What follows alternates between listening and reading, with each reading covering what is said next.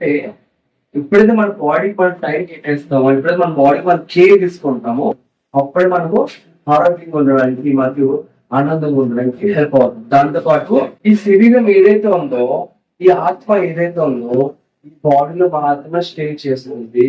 అంతే కదా. మరి ఈ బాడీలో స్టే చేస్తున్నప్పుడు ఆత్మ ప్రశాంతంగా ఉండాలి అన్నా, మరి ఆత్మ హ్యాపీగా ఉండాలి అన్నా, మరి శరీరం ఎంత హ్యాపీగా ఉంది, శరీరం ఎంత కేర్ తీసుకోవాలి. చాలా మంది అంటుంటారు ఆత్మశక్తితో ఏ పనులను చేయాలని అనుకుంటారు కదా. మరి ఆత్మశక్తితో ఏ పనులను చేయాలన్నప్పుడు శరీరం కూడా సహకరించాలి కదా.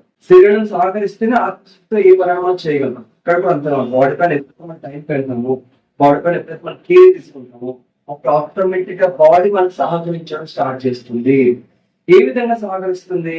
ఒక ఉదాహరణకు మనకి చాలా ఎమర్జెన్సీ పని పడింది, మనకి ఆ రోజు వెహికల్ దొరకలేదు, వెహికల్ లేదు, ఎమర్జెన్సీ పని పడింది. మనం బయట నడుచుకుంటేనే వెళ్ళిపోవచ్చు. బాడీ గట్టిగా ఉంటే, బాడీ పుష్టిగా ఉంది, అవునా కదా.